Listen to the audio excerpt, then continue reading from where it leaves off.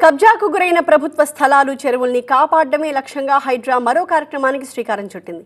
ఆక్రమణలపై సమాచారం ఉంటే ప్రజలు ఫిర్యాదు చేసేందుకు ప్రజావాణి కార్యక్రమాన్ని చేపట్టింది. ప్రతి సోమవారం ప్రజల నుంచి ఫిర్యాదుల్ని తీసుకోబోతున్నారు హైడ్రా కమిషనర్ రంగనాథ్. ఇవాళ ప్రజల నుంచి నేరుగా ఫిర్యాదులు స్వీకరించారు హైడ్రా కమిషనర్.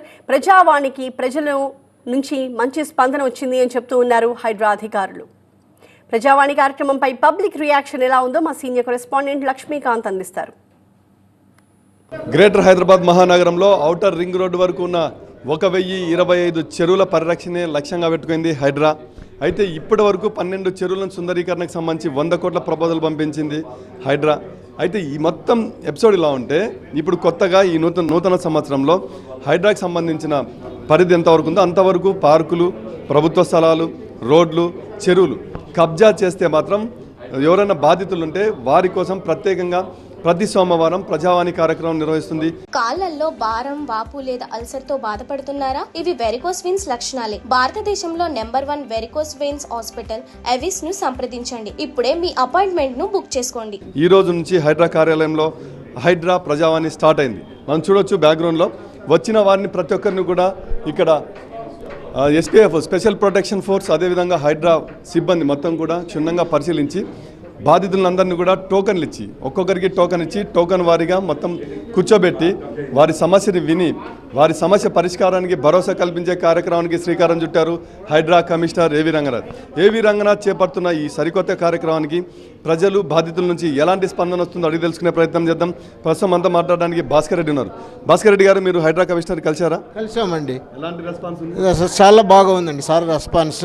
సార్ దగ్గరకు టోకెన్ ప్రకారం పిలుస్తున్నారు, టోకెన్ నెంబర్ ప్రకారం పిలుస్తున్నారు.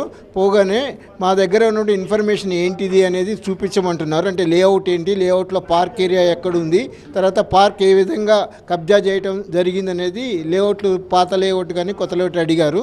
తర్వాత మేము గతంలో ఏదైతే మొదటి లేఅవుట్లో ప్లాట్లు కొన్ని రిజిస్ట్రేషన్ చేయించుకున్నామో ఆ ప్లాట్ల షెడ్యూల్లో కూడా పార్క్ లొకేషన్ అనేది మార్క్ చేసి ఉండింది.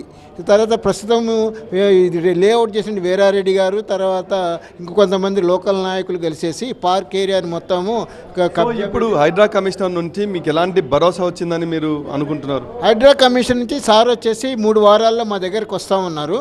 వచ్చేసి క్షుణ్ణంగా పరిశీలించి ఆ పార్క్ ఎవరైతే కబ్జాదారులు ఉన్నారో కబ్జాదారుల నుంచి విముక్తి చేసి పార్కుని కాలనీ వాళ్ళకి ఆధీనంలోకి తీసుకొచ్చి ఇస్తామని హామీ ఇచ్చినారు. ఇది ఇక్కడ తాజా సిచ్యువేషన్. మొత్తం మీద అయితే హైడ్రా కమిషనర్ హైడ్రా ప్రజావాణి కార్యక్రమం చేపట్టారు. దీనికి సంబంధించి మొత్తం వారి దగ్గర నుండి వచ్చిన ఫిర్యాదులను మొత్తం కూడా కంప్యూటరైజ్డ్ చేసి ఆ తర్వాత హైదరాబాద్ ఔటర్ రింగ్ రోడ్డు వరకు ఉన్న జోన్ల వారీగా బైఫర్కేషన్ చేసేసి ఏ అధికారికి ఏ సిబ్బందికి ఇవి సమస్యల చెప్పాలన్న దానిపైన ఒక స్క్రూటినీ జరుగుతుంది. ఆ తర్వాత రిపోర్ట్ తెప్పించుకొని ఒక్కొక్క సమస్య పరిష్కారానికి 15 రోజుల్లో గడువు పెట్టుకొని ఆ టార్గెట్గా ముందుకెళ్తున్నారు. ప్రధాన లక్ష్యం ప్రభుత్వ స్థలాలు, పార్కులు కబ్జా చేసిన వారిపైనే ఫోకస్ చేస్తుంది. ఆ పరంగానే మొత్తం కూడా ఈ మొత్తం స్క్రూటినీ చేసిన తర్వాత స్పెషల్ యాక్షన్ అక్కడ హైడ్రా బుల్డోజర్లు దిగబోతున్నాయి. ఈ సరికొత్త కార్యక్రమం హైడ్రా ప్రజావానికి ప్రజల నుండి అయితే మంచి స్పందన వస్తుంది. మొత్తం మీద హైడ్రా ప్రజావాణి ప్రతి సోమవారం ఉదయం 11 నుంచి 2 వరకు, అదేవిధంగా మధ్యాహ్నం లంచ్ తర్వాత 3 నుంచి 5:30 వరకు కూడా ఈ కార్యక్రమం ఉంచడం ఒక ఎత్తైతే ప్రతిరోజు కూడా ఏదైనా ఇంపార్టెంట్ కేసులు ఉంటే మాత్రం ఆ కేసుల పరిష్కారం కోసం సాయంత్రం 3 నుంచి 7 వరకు ప్రత్యేకంగా ఫిర్యాదులు కూడా స్వీకరించడానికి ఆహ్వానిస్తున్నారు Hydraa commissioner AV Ranganath. Camera person ప్రసాద్తో లక్ష్మీకాంత్, TV9 హైదరాబాద్.